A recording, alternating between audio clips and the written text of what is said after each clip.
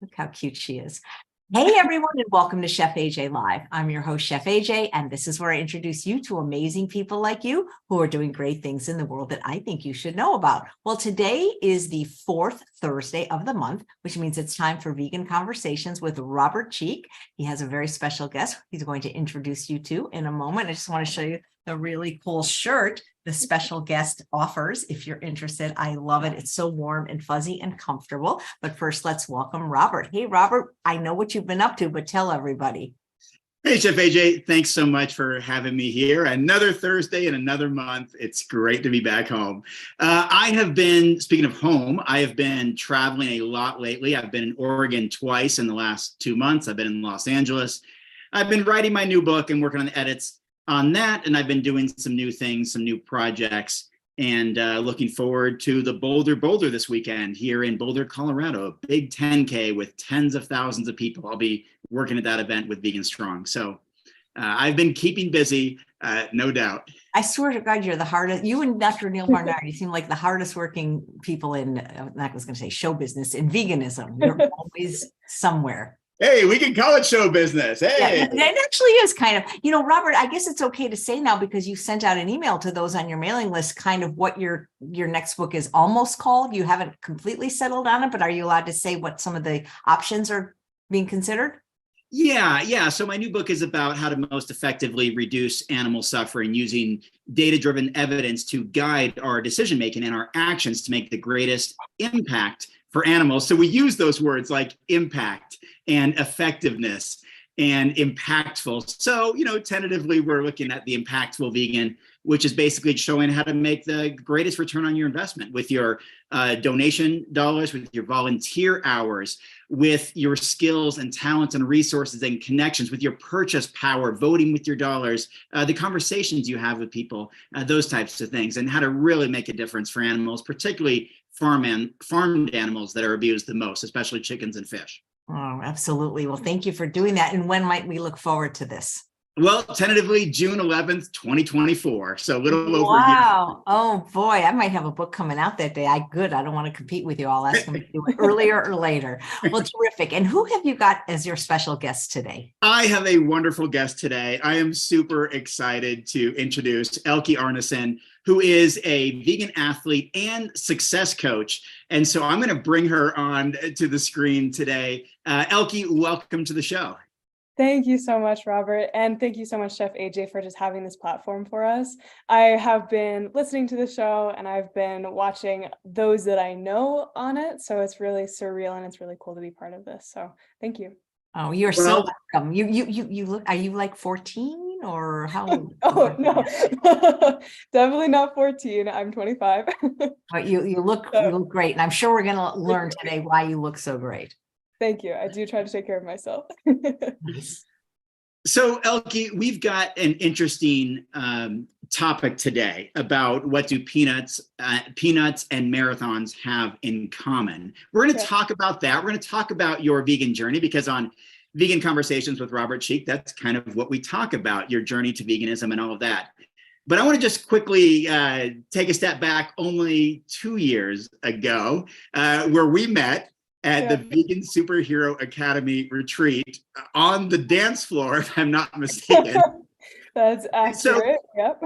So we're going to talk about the Vegan Superhero Academy and Vegan Superhero Academy retreat and all of that. But first, let's just talk about that, how we know each other, our initial meeting. And then we actually became neighbors where you were living literally just about across the street. I mean, just a quarter mile down, crossing one street. So talk about how we met and what context that was in.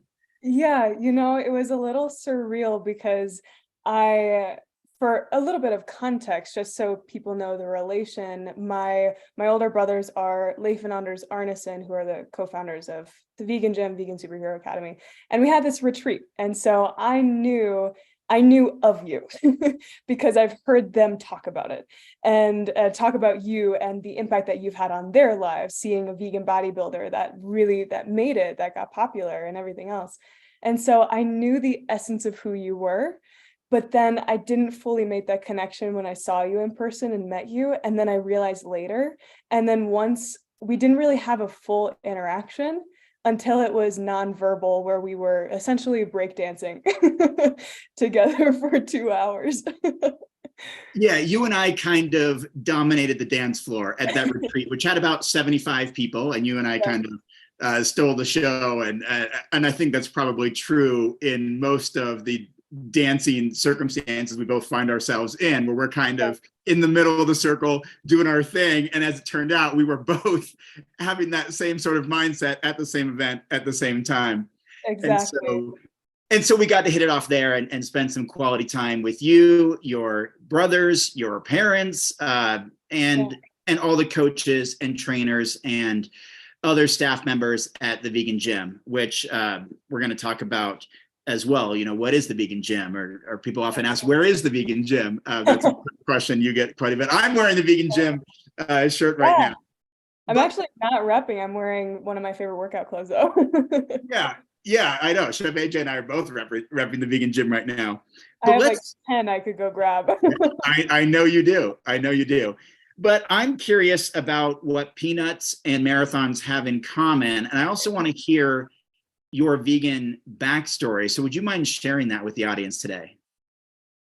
Yeah, short story first, just in terms of the question. And I thought it was a very compelling question and kind of comical, which is why I wanted to go with it. But the idea of peanuts and marathons being related is kind of absurd outside of the common denominator being my story.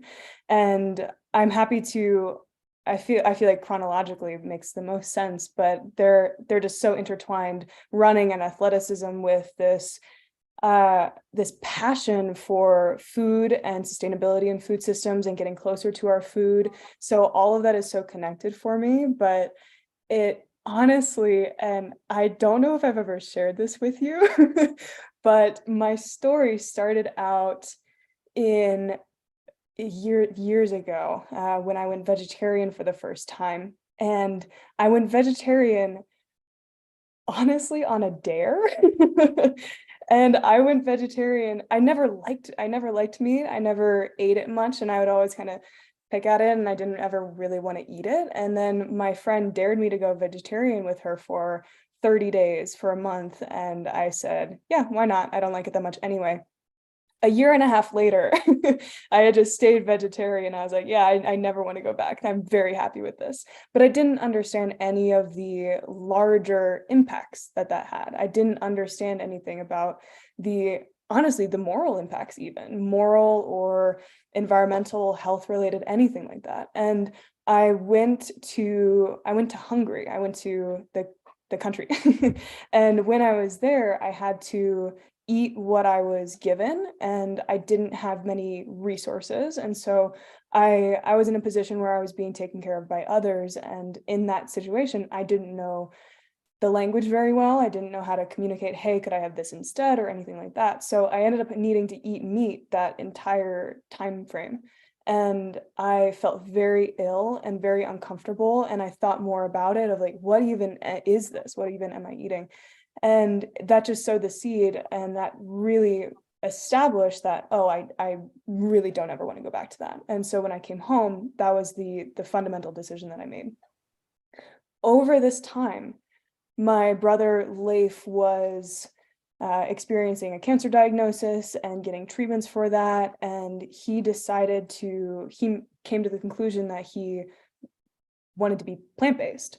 It just was what the research had for, the best cancer growth prevention. And so he made that change, had that just passion for it. And he wanted all of his loved ones to go vegan because he knew how much better for our health it would be.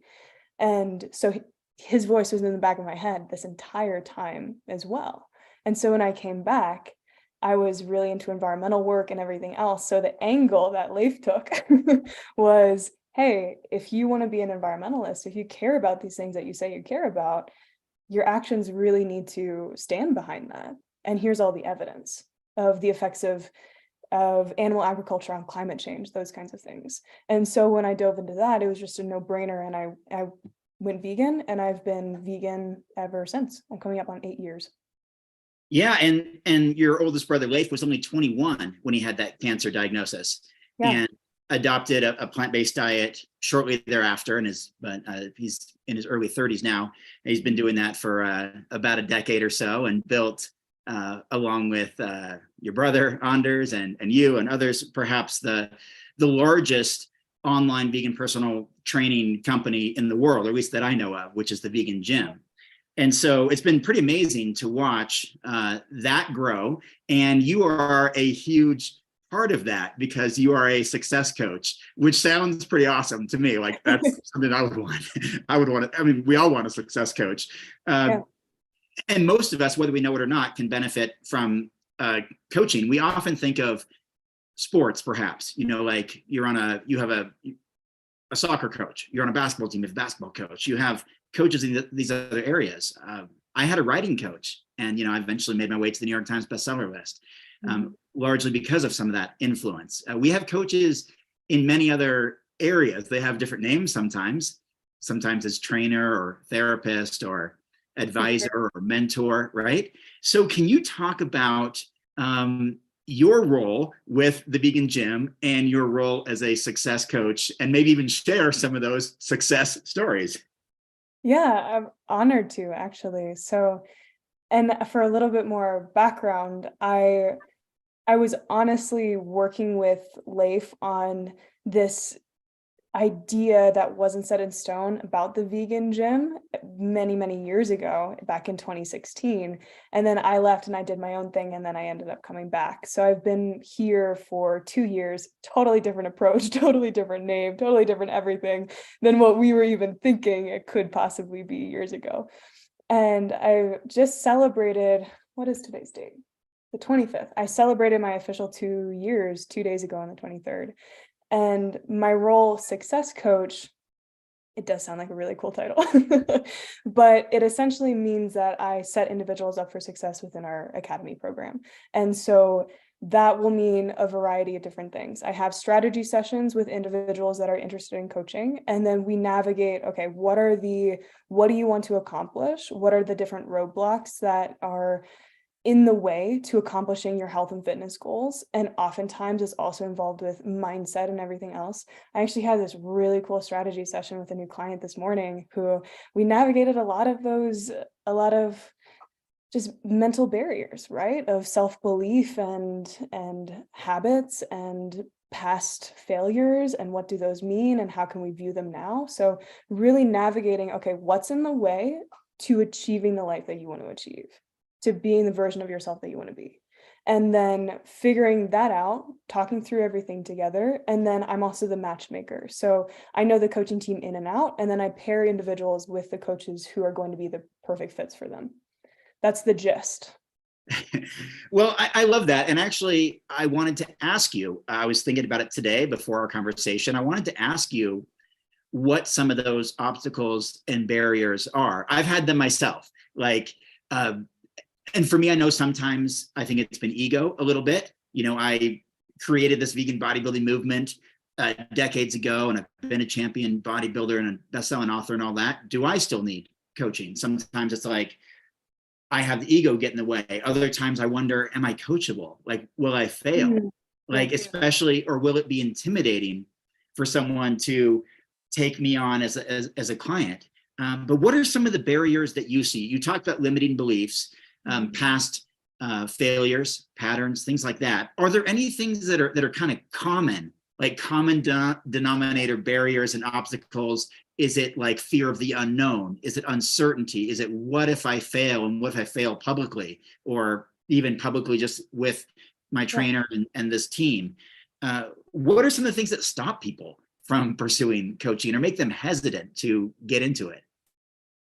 I love this question, Robert. Thank you for asking it. And it's all of the above, right? So anything, well, and maybe it would be helpful for me to share a bit of my own story, just in terms of roadblocks that I've encountered. Would that be helpful? Yeah, okay. Absolutely. And I want to talk about your relationship with food and how that has changed over the years. All these types of things that led you to be in a position to understand the mindset and barriers and apprehension that people have, as well as understanding the motivations they have. I mean, you've had over 1,300 people go through the Vegan Gym coaching program at the Vegan Superhero Academy. Yeah. It's been wildly successful. And so please share some of that background that put you in that position to be super motivated to want to contribute in this way. You know what? And my initial answer is actually different than what I'm going to say to you right now, because even as I'm processing it, I was like, actually, this is a really big part of my story. Growing up, there's always been this hunger that I have been around and that I've seen, especially in my older brothers. And Leif has been a huge part of my story, just in that if I was doing something that didn't serve me, he'd just be like, what benefit does that bring to your life? What do you want? And so he almost initiated that questioning process for me of, okay, what are my intentions within this? What do I want to create? But he also showed a lot of that, just that idea of self-belief. And that's not a fully formed thought because I'm just kind of realizing that in this moment. So bear with me with that. But in my own story, I've struggled a lot with relationship with food and with body image. And I think almost everybody can identify with that. And at least the vast majority of women can identify with that, right? Where we are told to look a certain way, we are told to kind of act a certain way, and you just start getting a lot more self-conscious. And I struggled with my relationship with food then because it was very push-pull. It was very love-hate, because I loved cooking and I loved eating and I love delicious food. Who doesn't? And then I had so much internalized shame around all of it too. So I'm going to say this too with a preface that I was never officially diagnosed for this, but pretty much all of the qualifications necessary in order to get there is I did struggle with a strong binge eating relationship with food, and that's at the minimum. It might be classified as a binge eating disorder at that point, and struggled with that for well over a decade of my life. And it came with a yo-yoing in the weight as well, because in cycles where I was down on myself or stressed, and then I ate more, and then I was more stressed, and then more depressed, and then more self-conscious. And it's this vicious cycle where it repeats itself. And that would just happen off and on, just due to life circumstances. And so when I talk with clients, or when I talk about what's possible, it's truly coming from a place of seeing it in my own story. And all of this, again, is just prefaced with the fact that I'm 25 years old, right? I'm not 60 or 80 and have all these different years of life experience, but I have had a lot of experience in my years. And I can only speak from a place of, okay, this is what I've experienced. This is what I see. These are our coach's experience. This is what I know it's possible. So regardless of the obstacles that are in your way, there is a way to navigate them. Very commonly, things come up that are like stress and shame around food are really big ones. So going to food for comfort eating, going to just like in doing habits that really don't serve you just because you've developed that as almost a coping mechanism throughout your life. So that could be anything. That could be just tuning out and watching the TV when you are super stressed after work and you can't think or be present with yourself. Or it could be, I've done this. I've tried this. I've been yo-yoing for decades now. What am I to think that it could be different in the future? And so a lot of people tend to identify, okay, this is the core of it. Ready? This is my real answer to your question. Thank you for following me on this journey. The real core of it is that people identify with who they know themselves to be from the past. And when you hold on to who you were, it almost makes you stagnant, and you can't necessarily evolve into the version of yourself that you really want to become. Yeah. Yeah. Go ahead. Please continue. It's really just unraveling that and saying, why were you there? Why did you feel that way? Why was that happening? Where do you want to go? This is the difference. It's not you, it's what you've been doing. And when you can remove the identity of somebody from I'm a failure to the things that I've done have not been sustainable for me, that is a true game changer for a lot of individuals. because then they realize, oh, I'm capable of success if I have the right system around me.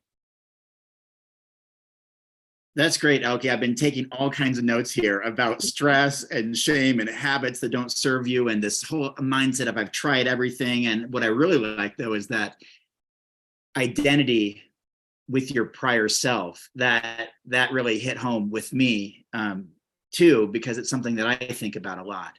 That I'm getting older now. I'm in my mid-40s, early to mid-40s.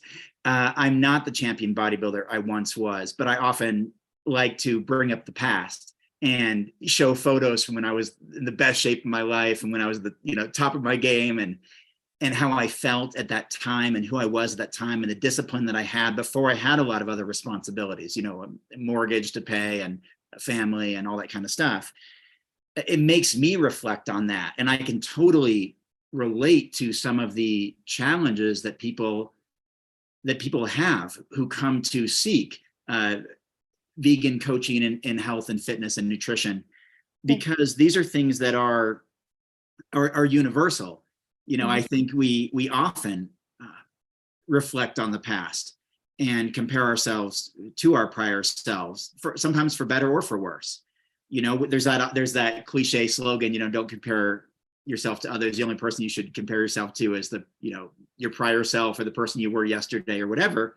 But sometimes when I look in the rearview mirror, that sometimes causes a little bit of obviously reflection, but sometimes maybe even sadness, or like, oh man, like I'm not where I used to be, and that kind of stuff. Yeah. So imagine you do come up against some of those barriers. And by the way, I want to not discredit your age of 25, and you graduated college in the top of your class with honors. And remind me again, biology or biochemistry? What was your area of study? Biochemistry. Yeah, so biochemistry. I started out as environmental studies or something like that. And then I switched into biochemistry pre-med when everyone else was doing the opposite. So it was kind of funny. It was a joke with my friends. And you even had some research published, right? Yeah, I had an incredible research opportunity. So I worked under, I say under because I just have so much respect for her and her research, but Dr. Regina Lemondella, and she is one of the founders of a research lab near the school, because she was also a professor where I went to school. And so I studied under her, and I joined onto the project that it was partnered with Penn State's nutrition department. So it was all about the effects of peanut consumption on the gut microbiome, and then subsequent effects on fasting blood glucose regulation. So I heard about that study and I got super excited. All the other things are about the environment, or like soil samples, or about, some of it was about health, and then it was more related to like a drug test or something else, like trials with that. And I was just super excited because this was the exact focus I wanted to take. I studied biochemistry because I really wanted to understand digestion and how metabolism works and how we process our food. And in order to also just communicate more effectively with people of, no, this is actually how it works. It's not, that's just a trend that you saw online. This is actually how your body functions. So I really wanted to understand that. And then studying under her, I just gained a huge passion for microorganisms and the gut microbiome. And so that passion project, the research, was this perfect mix of the science of biochemistry and microbiology, and really understanding the pathways of, okay, what we eat impacts what lives inside of us, which impacts how our bodies work, and what those microorganisms produce for our bodies. So it was just really just like this fascinating combination of, it was within the context of prediabetes and that epidemic in the US and now in the world too, and then also the gut microbiome. That's really interesting, Elke. And also, just of my own interesting observation, when I was really into vegan bodybuilding and such about a decade ago, there was no talk about gut microbiome, gut health. I don't think I knew what a microbiome was. I'd been to the biosphere too in Arizona, and I thought maybe that was the biome. There was no talk about digestion. The thing that we did in bodybuilding was to take papaya enzymes or eat papaya. I learned from bodybuilders in videos way back then on VHS tapes, later on CDs, and then eventually on probably the internet. To do things like papaya enzymes. I would go to the nutrition store and take papaya enzymes, help with digestion. I never noticed any difference, to be honest, as far as its impact on gas or bloating or digestion from having like this super high calorie, high protein intake diet. But now gut microbiome, gut health is probably digestion, the biggest topic in nutrition right now. I mean, if not just in plant-based nutrition, but we talk about the best-selling books, the best-selling programs and courses, the thing that's on everybody's mind, it's gut health, gut health, gut health. Yeah. Why is that when it wasn't on anyone's radar, or at least not anyone I knew about a decade ago? Where did that come from? That's a really interesting question. And I feel like it is almost so much more complex than I would even be able to articulate or fully understand and be able to share. But from my experiences, from what I researched and being in that world for a while, for a few years, it's really just the development of the science. Because when you have more massively produced technologies that allow you to fund larger studies and fund more studies, then you just get more data. It's coming back to just this idea of data collection. And when you have more information, you can draw more conclusions. And then once you have enough information, you can't just have one study and then just say, hey, public, take all of this on, adopt this into your life. Like, you really have to have the well-formed research behind it, peer-reviewed over the course of many years, in order for it to really become applicable to the everyday person. And so when you have the science evolve and you just learn more, then it's just natural that the public consciousness is going to come up to it eventually, right? Of, okay, this is actually relevant. And then the more we understand about how our bodies work, and then the smaller we can study, especially with just genetics. I mean, that is a newer field as well, just with everything. Because when you sequence, just tell me if you want me to stop. Because no, I think this is a fantastic answer. When you preface with like, oh, I'm probably not going to be able to nail this one. I'm loving it. I think that cool. It makes total sense to have the development of science, the data collection, studies, peer-reviewed, level of consciousness raised among the public. That makes sense why Fiber Fueled and others are some of the best-selling plant-based books in the entire world.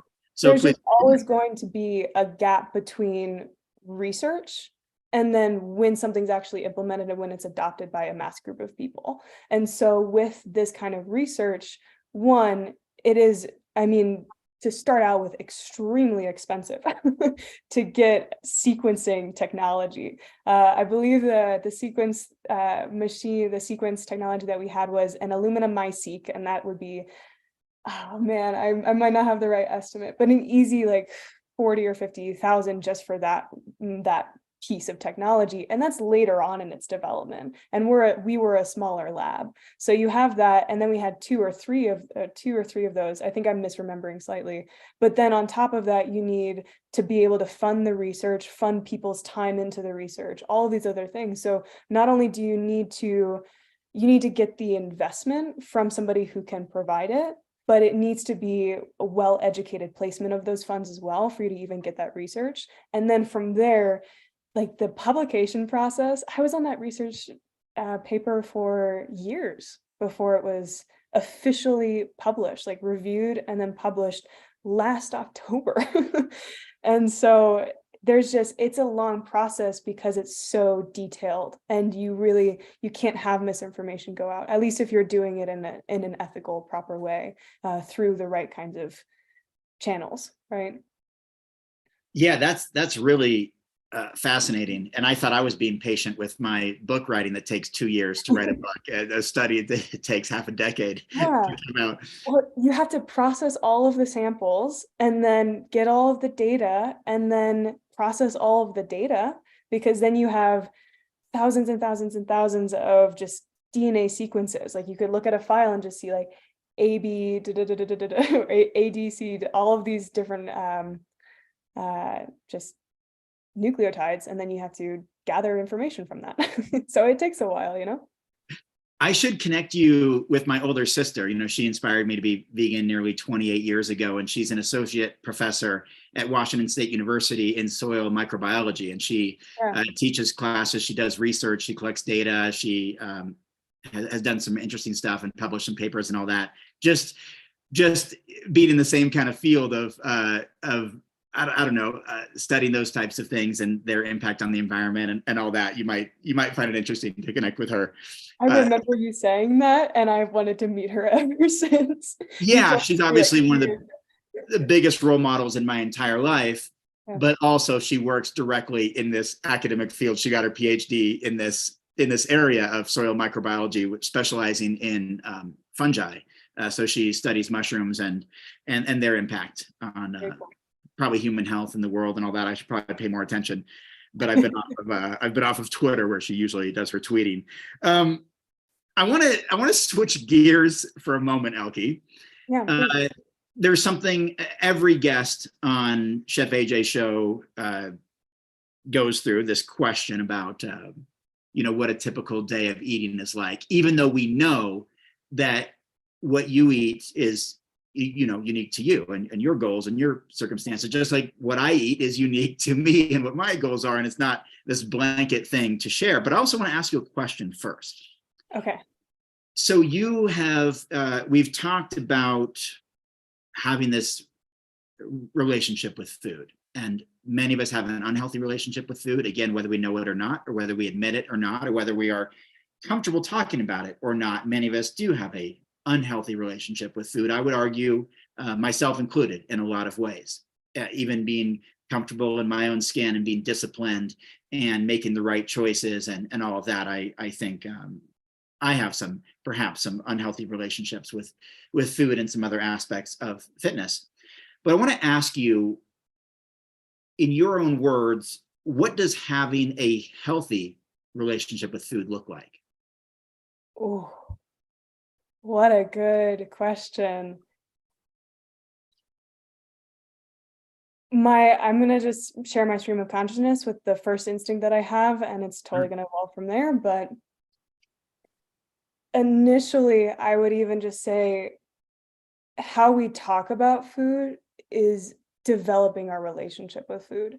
So when we say unhealthy food, healthy food, good food, bad food, food that I should eat, food that I shouldn't eat, I think the very language that we use to begin with sets the foundation for how we relate with food. And so when we make these distinguished boxes of this is what I should do, this is what I shouldn't do, this is healthy food, this is unhealthy food, when you say that, that's where you start to feel shame and you compare yourself to what you should be doing. Can I interject? So I think, yeah, please. Can I interject quickly, just so I understand, is that because we are now associating ourselves with those words? This is a bad food. If I eat it, I'm bad. Is that kind of part of it? Or this is a good food or bad food, or a healthy food or unhealthy food. That food, I take on that identity, like, oh, I ate this unhealthy food, I must be unhealthy. And does that become part of our identity then? And part of the shame and guilt and all that because of the word association? I really think it's mindset around how we relate to our food in the first place. So it's not necessarily like I did this bad thing and therefore I'm bad. It is really, okay, if you're comparing yourself to an expectation that you're not currently meeting in that moment, you're going to be disappointed with yourself. And so over time, then yeah, absolutely, you can internalize that and identify with it and eventually start to say, I am bad, I am a failure, I am all of these things because I do these things that are not good for me. When in reality, deconstructing that idea of this is what I should do and this is what I shouldn't do. Yeah, there are some obvious ones of some things just don't serve you. I also am a huge proponent for, just in my own journey, this I found to be extremely beneficial, but then for my own mental health, everything else, of just saying there's no bad food, there's good food, and then there's food, and then there's better food, right? There's just food in general, and then there's the food that my body really, really wants. And so instead of saying I shouldn't be, if you are smiling because that reminds you of anybody, I have had a lot of conversations with Laura about that, and I got that little quote from her. So credits where it's due. And when you look at it that way, then it's like, okay, what do I actually want? What serves my body the most? What is going to bring me joy? What's going to make me feel really, really good? And there are times where we really do need to just enjoy something, or when we are traveling, or when we're going out to eat, or over the holidays, enjoy it. This is what I really struggled with, is I set myself so many barriers of I shouldn't do this, I shouldn't do that. And I try to restrict so much and hold on tightly so hard that I would it's like a rubber band, just like snap back and then binge eat. And then it was just that cycle of, okay, I'm going to really, really, really restrict because I was bad and I need to be good. And now I binge eat again. And it's just this on-off cycle where it is exhausting, it is demoralizing, and the cycle will just keep going if you don't break the cycle on a fundamental level as your mindset and how you're relating to food in the first place. So in terms of how I would define healthy food, maybe I wouldn't fully define it. For a healthy relationship with food, I guess. Yeah. That totally was your question. Sorry. So, or maybe if this is helpful, Elkie, maybe reflecting on how your relationship with food changed. Maybe that would help, because you did have some of those binge eating, all or nothing, shame, guilt, whatever. And I don't know that if those are all totally behind you or not, but obviously now, you're thriving, preparing for a marathon, you're a success coach, you're helping hundreds of other people, perhaps over 1,000, I don't know, do this kind of stuff. So maybe how has your relationship with food changed, and now maybe that defines your perspective of how you view it?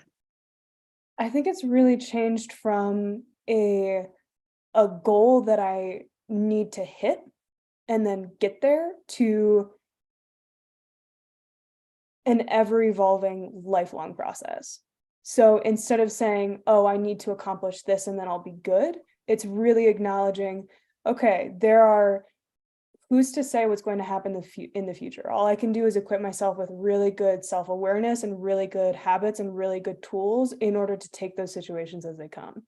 And so when you have those tools, then you can navigate waters in the future of stressors that come up, or grief and losses that happen in life, or whatever else that is that really throws you off your own course, and then have the tools to navigate that. So my relationship with food evolved from, wow, I need to be this way and I should do this or I shouldn't do that, to really a place of self-compassion and saying, I'm rooting for myself.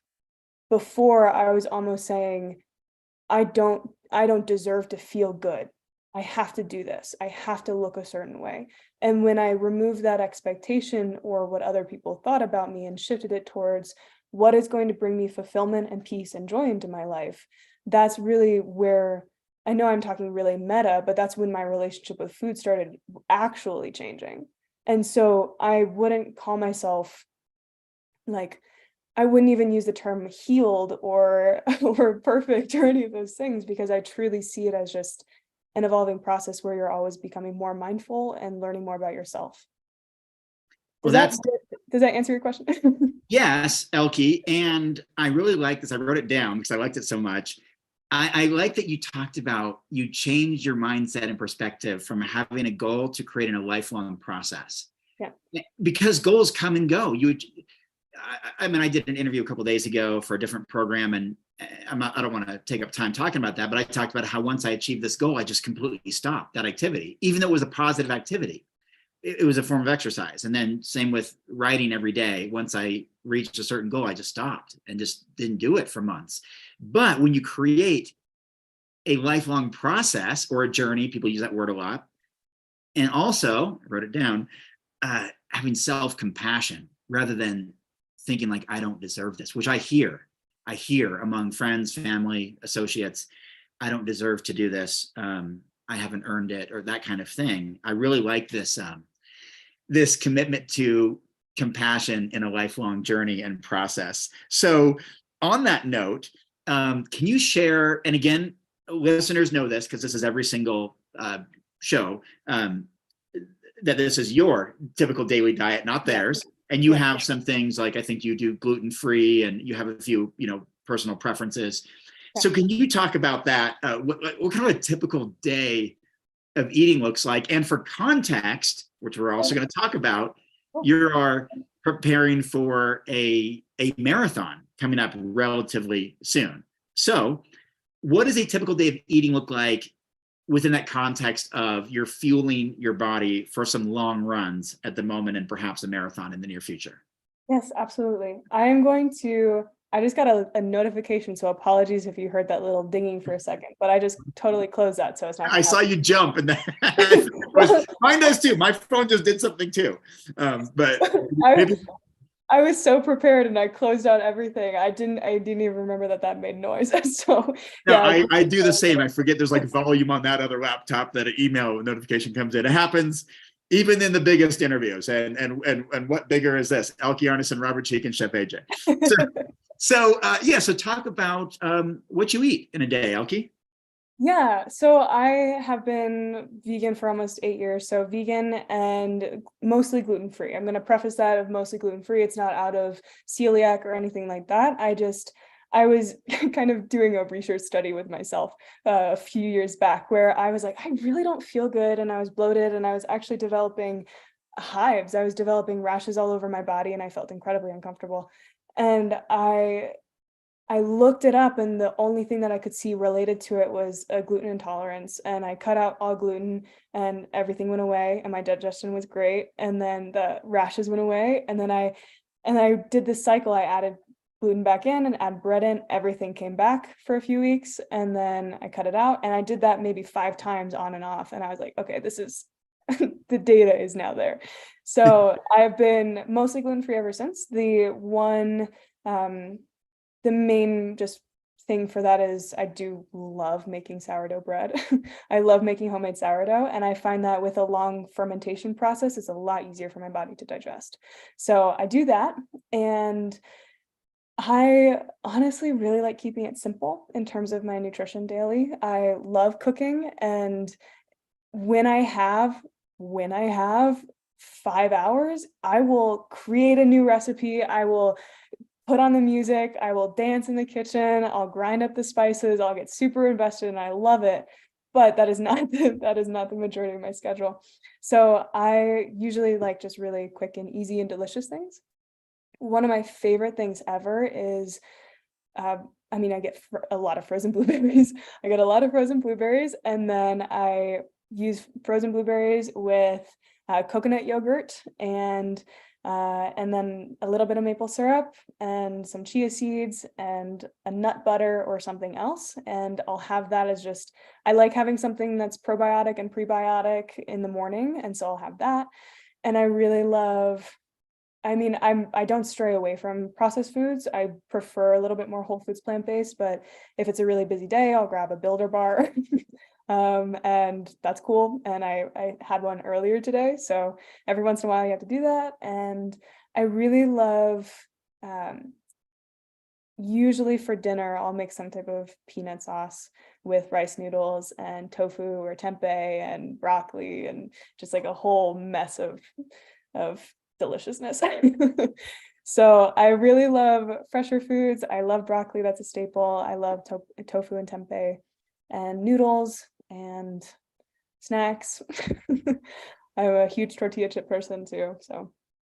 And Elke, do you track your nutrition program, or is it more intuitive eating because maybe you've already tracked it for a while, like I have and many athletes have, and people who I think have gone through the vegan gym coaching program? Once you kind of learn tracking food for a while and kind of know the breakdown of macronutrients, protein, carbohydrates, fats, calories per serving of different foods, then it becomes more intuitive, or at least it has for me. Is yours intuitive, or do you still track just to keep you on track? It's honestly more intuitive at this point. I haven't tracked in probably a year and a half, and maybe even longer than that. And I definitely used to use that. I like to use the analogy of training wheels, right? It's like you're teaching yourself, you're using it as a tool, you're learning how to implement all of it, but then you get to a point where you don't need those training wheels anymore. And honestly, tracking every day or measuring everything is so time consuming and so just inhibitory, I think, more than anything else, to just enjoying food. So I knew I needed it at a point. And at the moment, I've honestly kind of asked that question again of, okay, now that I'm getting further along in my training, would it be wise to be a little bit more specific about exactly how many carbohydrates I'm getting in before a long run or something like that? So I have thought about reintroducing it just because of how specific my goal is and where I am at the moment. But for maintenance, for daily life, for where I am, I just don't need it or want it anymore. You kick those training wheels to the curb. Well done. Well done. You're intuitive eating now. So, Elkie, I think you might be as good a person to ask this question as anyone I can think of. Cool. Okay. So if you don't mind, I'd like to just touch on this for a moment before we go into your marathon training and then kind of wrap up talking about the Vegan Gym and the Vegan Superhero Academy and all the VSA, which is, for Vegan Superhero Academy, VSA retreats that you and I have been at. And I've been a keynote speaker at every single one. I'm back again this year. I'd love to leave listeners with some information about the Vegan Gym and how they can follow up with you and all that. But also, I want to ask you something. So I've been off of social media for weeks. I'm away from news and all that as well. That's deliberate to try to focus on writing my book. But I listened to the radio news when I go to and from the gym or the grocery store.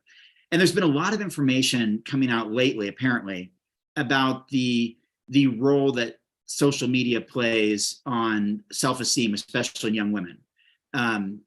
Probably targeting or describing women, a bit younger than you, but still, I think you would be a great person to get some feedback from.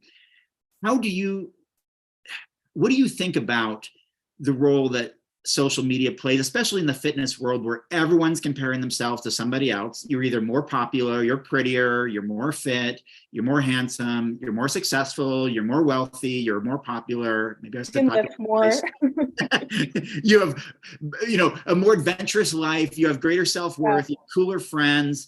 There seems to be a lot of stuff going on just coming out in recent weeks that shows that this is really problematic for the mental well-being, especially for young women, but for people, including me. It's one reason why I walk away from it. How do you feel about that, especially working in the fitness industry where a lot of people are apprehensive about, chasing their goals because I'm never going to look like, Tori Washington or Nimai Delgado or Natalie Matthews. Is never going to happen for me. Why bother? And again, I'm just using those examples of like amazing vegan athletes that many of us aspire to look like someday. But how do you feel about social media in this context?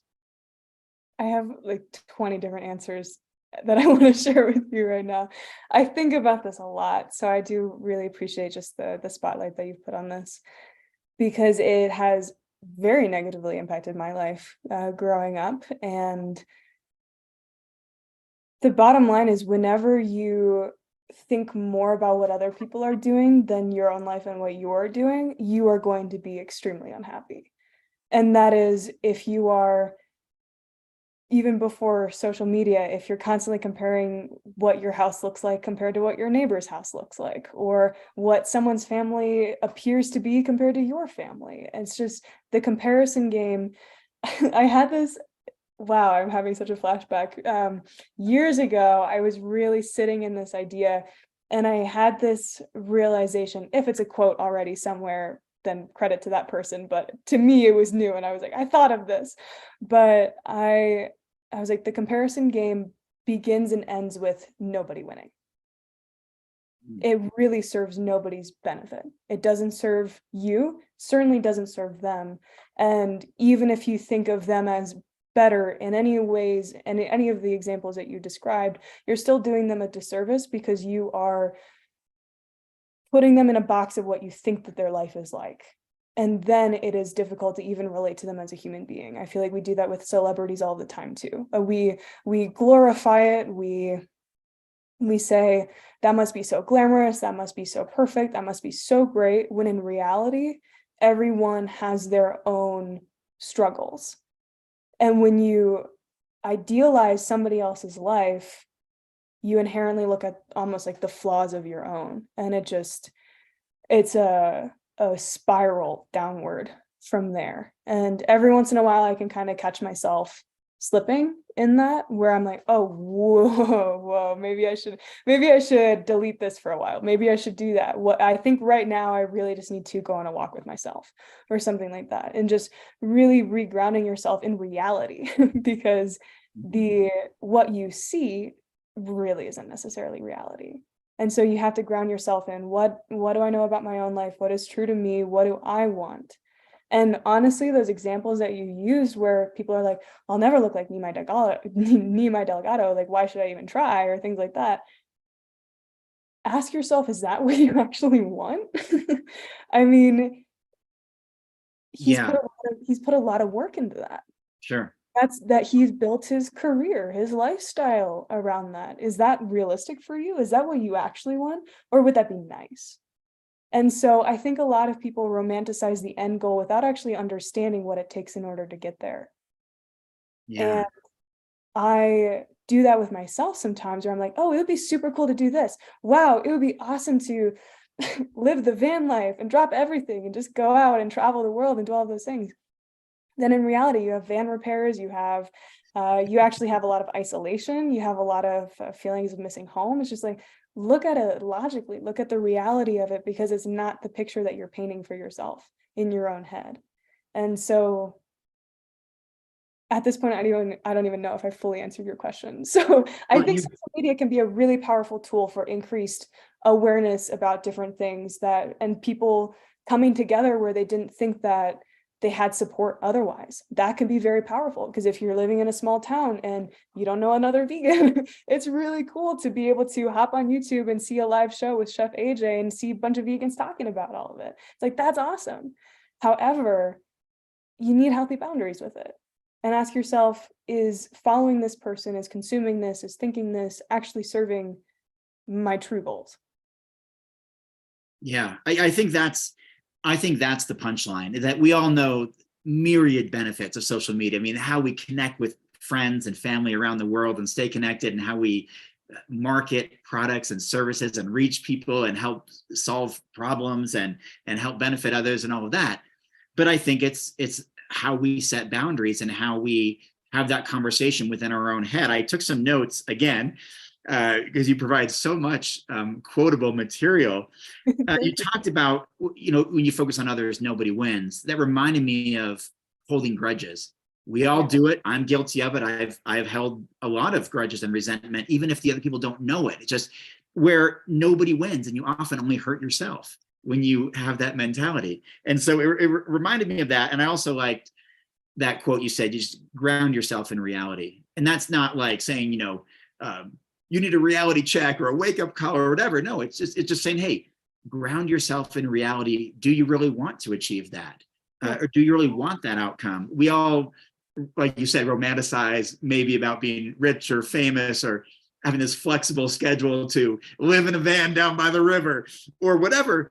But is that something that we would really want, and would it serve us? Or would we, like you said, maybe miss our friends and family, or the intimate conversations, or being present, or being just a quick drive or flight away from seeing our loved ones, or those types of things. So I think you gave a lot of food for thought there. I know we probably have 15 minutes or less. I want to honor your time frame and Chef AJ's time. So I think I'd like to just jump right into, you're currently training for a marathon. Why? How did that come to be? What's your training like? You already talked about how you fuel that, but how do you train for a marathon? What does your training program currently look like? And you even had a setback, because you and I were neighbors. We see each other at the gym all the time, and you had that foot it's not necessarily an injury, but a setback, really. And you can explain it if you want, you don't have to, but it inhibited your running for a while. And now here you are, perhaps months only away from 26.2 miles. So talk about that training and what it means to you to finally run that distance in one go. I'm actually having a bit of a surreal moment right now because of how important this goal is to me, and the fact that I'm able to talk about it right now is just very cool. And I love that you first started out with why. Why would somebody do that? I want to take it back, and this is going to feel a little bit like we're going too far back, but actually in 2016, I graduated high school, and which just shows my age a little bit. And as a graduation present, my mom took me on a backpacking trip in Colorado. And because I was already out in Colorado, I knew somebody out here, and I was like, hey, I'm going to be here. It'd be great if we could get in another backpacking trip.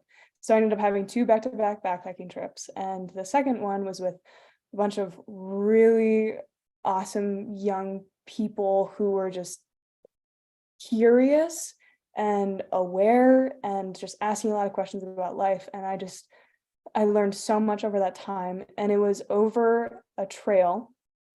For anybody who's in Colorado or who knows it, it's called the 4-Pass Loop, and it's near the Aspen, kind of near Buena Vista area. And it is approximately 26 miles. Some estimates say like 25.8. Some estimates say like 26.4. So it's like in that realm.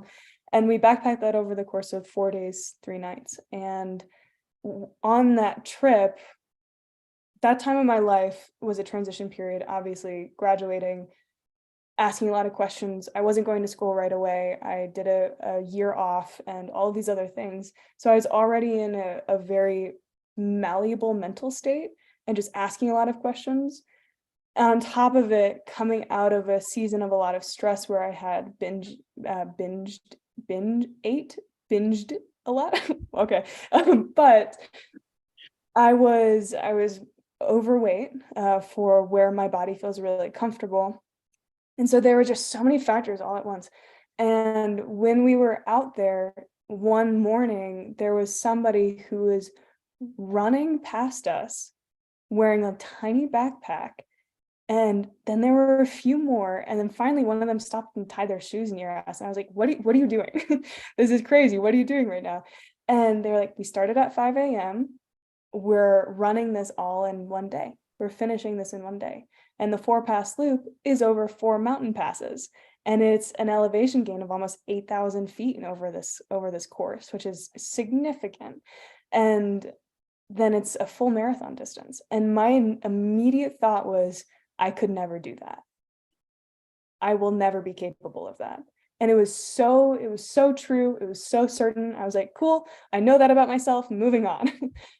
But it's been in the back of my head ever since. And when I moved out to Colorado last year, I realized that this is still in the back of my head and I want to do it.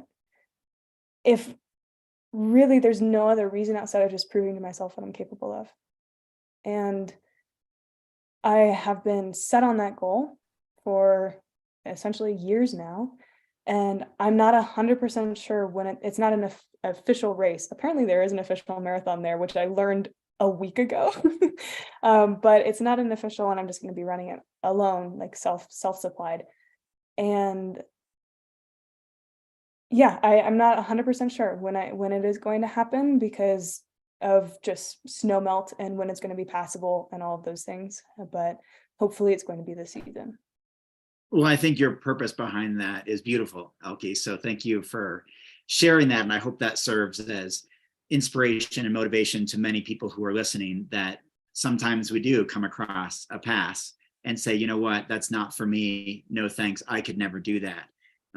Only to find ourselves in a position somewhere down the road where we prove ourselves wrong. And we say, I did it, not only like I can do it, but I did it. Like that's pretty cool. Yeah.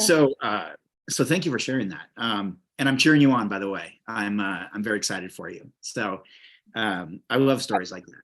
I realized I didn't talk about the injury at all. Well, we've got like 8 minutes. If you want to talk about that and still talk about the vegan gym and vegan superhero academy retreats and all that, please feel free to talk about your foot.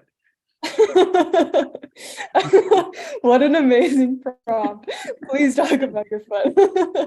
I'll breeze past it and then we can move on from everything. But last year I was in the midst of training and I was hoping to run it last year. And then I got an ankle injury that was extremely painful. I couldn't walk very well. No one knew what it was. Tried figuring it out for a few months, getting different kinds of care that ended up making it a little bit worse.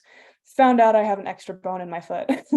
And it's like a princess in the pea situation where it's super tiny, but it grinds and then it gets really painful. And then it creates something called osteogonum syndrome. So I've been learning how to navigate that and how to train without causing any flare-ups. And so I'm unsure at the moment if my body's fully ready for it this year. We will see.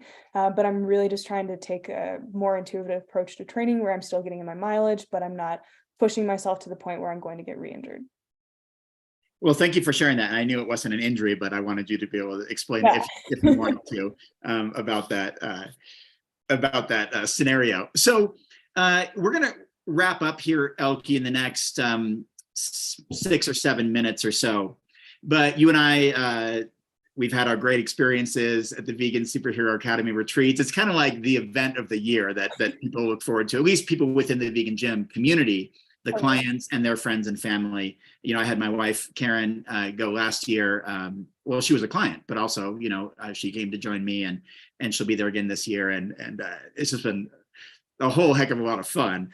But can you just, I don't know if we even clearly defined what the vegan gym is. Often people ask, you know, where is it? Where can I find this gym? So if you could just give us a couple minutes about what the vegan gym is, who it is, who's it for, and again, kind of describing just briefly your role again within the vegan gym. Yeah, so the Vegan Gym is the company that my brothers co-founded. So the Vegan Gym is all about having the largest impact possible to educate people on vegan fitness and on the fact that you can accomplish incredible health and fitness goals as a plant-based athlete. And when I say athlete, I'm not just saying professional athletes or anything like that. It's anyone with a health and fitness goal. And within that, under that umbrella, we created the Vegan Superhero Academy, which is, there's a whole story behind all of that, but we call it VSA. And this is where we have a whole team of coaches, over 170 years of coaching experience on our team. And then we work with individuals, with our clients, to accomplish those health and fitness goals through the nutrition that will serve them, through the right kinds of training, through the right education, through the right mindset development, and talking through everything. So our whole mission is really getting individuals to the place of self-sustainability in their own health and fitness so that they don't have to rely on us or anybody else again in the future. And that empowerment in health is truly what allows you to thrive and to succeed in what you want to succeed in. Instead, you just be dependent on somebody else or constantly buying meal plans or shakes or something else for the rest of your life, which is obviously unsustainable. So that's really the mission behind all of it, is just empowering people who want to be plant-based or who are already plant-based to accomplish these goals and make sure that it's really in a holistic lifestyle change kind of way, because then it has a ripple effect on the rest of their lives and the rest of their communities as well. And the goal, kind of the battle cry or the long-term goal, is to help 1 million vegans get into the best shape of their lives.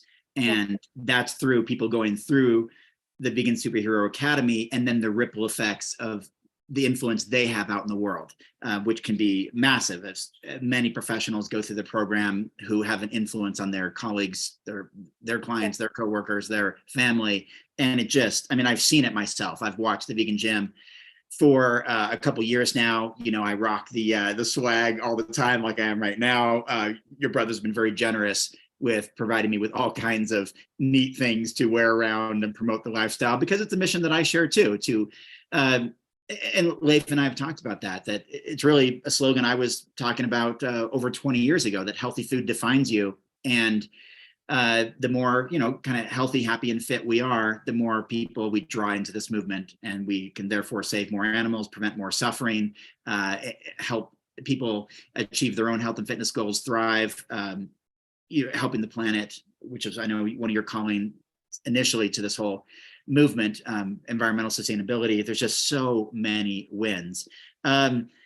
In 3 words, whatever words come to mind, how would you describe the nearly week-long experience at the Vegan Superhero Academy retreat? Which, well, you think, I'll tell people quickly, we're talking like, it's like a 300-acre property that we or the Vegan Gym rents, where there's kayaking and canoeing and zip lining and bungee jumping and golf and basketball and dodgeball and archery and axe throwing and team activities and swimming and volleyball and trails and yoga and meditation and all this stuff at one of America's premier locations for wellness retreats, which is out in the Pocono Mountains in Pennsylvania, if I'm not mistaken.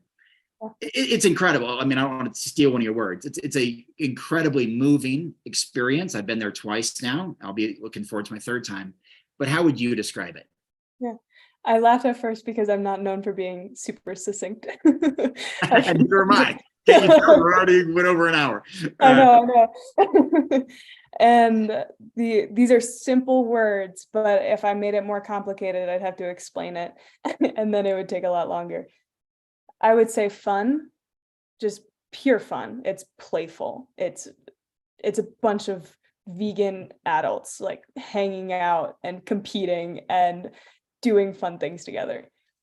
The second word would be grounding, because it really makes you feel super present, and it really reminds you of your own mission and how it's connected to others, and it's just powerful through that way. And then the third would be impactful, because it changes your relationship with these people that you've already known for a while, which is really cool. But then it also just reinforces your own mission and your own why, and it could give you new ideas. So I would say fun, grounding, and impactful. Yeah, I would also say just incredible, rewarding, exhilarating. We didn't even talk about, there's the VSA games, you're in teams, there's 4 teams each. I think about 150 people were there last year, something like that. So you're in these big teams of dozens of people. You collaborate together with combined scores, with kickball and dodgeball and archery and axe throwing. My wife dominated archery and axe throwing, by the way. She rocked it. She rocked it last year, scored a ton of points. My team has been undefeated for 2 years straight. I don't take any credit. Our team. Let's go. Our team. Yeah, that's right. That's right. And we had Leif on our teams. We had some pretty, we had Zach, we had some Coach Zach, we had some firepower. And Cora totally rocked it. She was just dominant in so many sports. So we had some amazing, and Laura, we had amazing male and female athletes and everyone in between on our team, and we rocked it. So, I'm going to bring Chef AJ back in here, because I know we're running out of time. I know you got another thing to hop on, but thevegangym.com is where we can find more, right? Elkie, thevegangym.com, people can learn, and you don't necessarily have to, I mean, the VSA retreat is for the Vegan Super Academy clients, but also friends and family have been, invited too. So I don't know exactly, maybe you can speak to that. I don't know exactly, because when I talk about it, everyone's like, oh, I want to go to the retreat. I'm like, well, you got to kind of be part of the program first, because the retreat is for that. It's open to any current clients or past clients, and then any plus ones that they want to bring as well. So you don't have to be currently getting coaching in order to go. Okay, but you better know someone. You better know someone who's in the Vegan Gym, Vegan Superhero Academy, because you don't want to miss this retreat, which I believe is in late August this year. Yeah, you don't want to miss Robert's dance moves, I think is what you're trying to say. Hey, your words, not mine. But Elkie, I want to thank you for joining me today on Vegan Conversations with Robert Cheeke on Chef AJ Live. Chef AJ has about 200,000 subscribers right here on YouTube, and a bunch of followers on other platforms as well. And it's an honor to be here every month and have amazing guests like you, Elkie. And you obviously have your own platforms as well. Can you let people know where they could find you if they wanted to find you on perhaps social media or online? Yeah, for sure. Honestly, the best place if you're just looking for me solely would just be my Instagram. So I believe that's tagged as well. I sent that over. And then in terms of finding like my story or anything about me, that would be thevegangym.com. And then you can find my profile, which I believe I also sent over and tagged. Yeah. Awesome. Awesome. Thanks, Elkie. Well, I appreciate you spending the last hour and few minutes with us. And Chef AJ, thank you for rocking. Well, thank you. Elkie, you are really wise beyond your years, and your family all has your first names, and everybody in your family, they're all kind of interesting, unique to your. I called your brother Leif Erikson instead. I don't know what is wrong.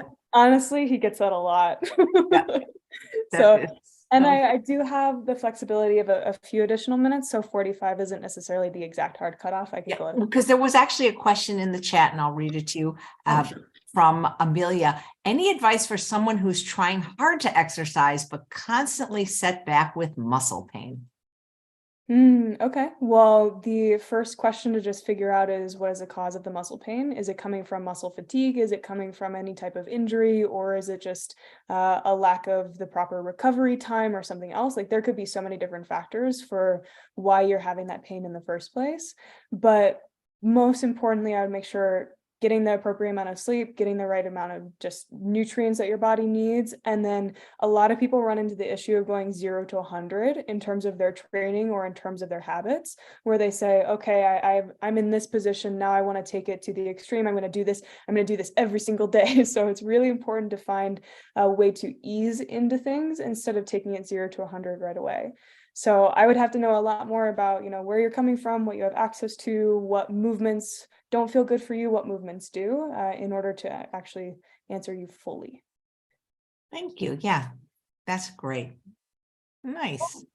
Well, this was a lot of fun, you guys. It's such a pleasure getting to know you. And that retreat does sound like a lot of fun. We'd love to see you there. It is. It's Chef AJ. It's really cool. I mean, I've toured many events on lots of different continents, many different countries, and the Vegan Superhero Academy retreat and the Vegan Cruise are just kind of like, they're very different, but they're like my two big favorite events because just how dynamic they are in their own ways. And so I know you've done the cruise many times, Chef AJ. This is a completely different thing, which is a lot of running around and playing capture the flag and dodgeball and team exercise and celebrating and dancing and karaoke and all that stuff, which in a lot of ways makes the Vegan Superhero Academy retreat more exciting than the cruise, just because of the nature of it and the style of it. And so, yeah, hopefully you could check it out sometime and your audience. It sure sounds like fun. The only 0 to 100 you'll see is me on the dance floor and Elke on the dance floor. That'll be the 0 to 100. Yeah. And karaoke, don't forget about that. Yes. You really know how, you guys have a talent show? No, we don't have them. We have the karaoke. Maybe it's time to have the talent show. Yeah, we played around with the idea, but we have so many opportunities to share our talents throughout the rest of the week. Oh, you know what we do have though? It was just so fun, Chef AJ. Every year that I've been, I've been there every year they've had it. We have country line dancing or swing dancing. Which one is it? Country line dancing? Swing. Yeah, country swing dancing. Yeah, do-si-do, swing your partner round and round. I mean, that is fun. I really like the swing dancing. Yeah. It's like a mix of line dancing and some contra dancing. Square dancing, that's what it is. Square dancing, yeah, that's what it is. Yeah, square dancing. Yeah, of course. Like something's not right about that, yeah. Right. We go in a square with your arms crossed and do-si-do and swing your partner. And yeah, that's so much fun. So yeah, come out and square dance with us, Chef AJ. Sounds good. And supposedly I'm told there's another question in the chat, but I'm not seeing it. Right. Oh boy. I think it might have the chat. I would also look. Let's see, because my chat disappears. One of the moderators just texted me, but I'm sorry. It'd be better if you just type it in. I don't see it, and I do apologize to the person because I don't like to interrupt while you guys are talking. I like to wait until the end. Yeah, all good. All right. Well, thank you guys so much. Yeah. So they weren't able to type it in again, or are we waiting? I can't, Suzanne, if you're still there, you texted it to me, but I can't read it on my phone. So that's the thing. So I always like for people to wait until like the end of the interview, if possible, to put the questions in, because my chat does disappear. So okay. no, Let's see. I can't see the question in here. They'll have to go to the vegangym.com and they'll have to reach out to Elkie there, and they'll have to schedule a call and get to know Elkie, and she can be their success coach. That could be the next step. Absolutely. We covered a lot of ground today, Elkie. We covered Here it is. So she typed it in the chat. She said, I'm fully vegan, SOS free. My wife and others think my diet is unhealthy. What is the best way to share with them how healthy this diet really is? Oh, I mean, I would first want to ask again, why are they perceiving it as unhealthy, right? Is just like, what's the misunderstanding there? Some people honestly don't do it in a way that really serves them. Some people say, oh, I'm whole foods plant-based, SOS free, I'm only eating potatoes, in which case, yeah, you are missing some of the fundamental things that your body needs. So one, is your own nutrition balanced in a way that your body needs and wants? And then they would just be kind of comparing their idea of health compared to where you are and the lifestyle that you're carrying through. But at the end of the day, in terms of resources, yeah, whole foods plant-based is incredibly healthy for you. So I would refer to them to different resources, especially like nutritionfacts.org, just outlining the impacts of a lot of different animal products on your health. I don't think you can convince anyone. You know, that old saying, a person convinced against their will is of the same opinion. Still, I have a friend who's always asking me, you know, her husband, this and that, prove to him. And we've sent him everything from the medical research. And until somebody's willing to do it, it doesn't matter what you say, you know, but I would have an appointment with one of the plant-based doctors, because sometimes if they hear from a doctor, they believe it. Marianne says, I'm 61. Can I join the vegan gym? Absolutely. Don't read into my age. So we work with clients in all age ranges. We work all the time with 40-year-olds, 50-year-olds, 60-year-olds. We've worked with 70-year-olds and even up in their 80s. So regardless of where you're coming in from, yeah, age is a factor, or wherever you are is a factor in terms of what your body needs and wants. But at the same time, it's not a limitation at all. And so wherever you're at, we would build everything completely customized to you and what you need. Great. Well, thanks so much. Yeah, absolutely. It has been such a pleasure and such an honor being part of this. So really, Robert, thank you for thinking of me. Chef AJ, thank you for having this platform in the first place. Yeah, I love it. And you're going to get 2 free bottles of California balsamic vinegar just for being on the show. I'm very excited about that. Thank you. Hey, where are my bottles? No, Robert, you got it the first time you're on, but you don't get it from on every week. Okay, I got you. Yeah. We can arrange a trade. I'll find. I can send you some for your next birthday or something. So thanks, guys. And thanks all of you for watching another episode of Chef AJ Live. Please come back at 11:30 tomorrow for Dr. Gustavo Tolosa for breakfast, lunch, and dinner. He's going to show you how to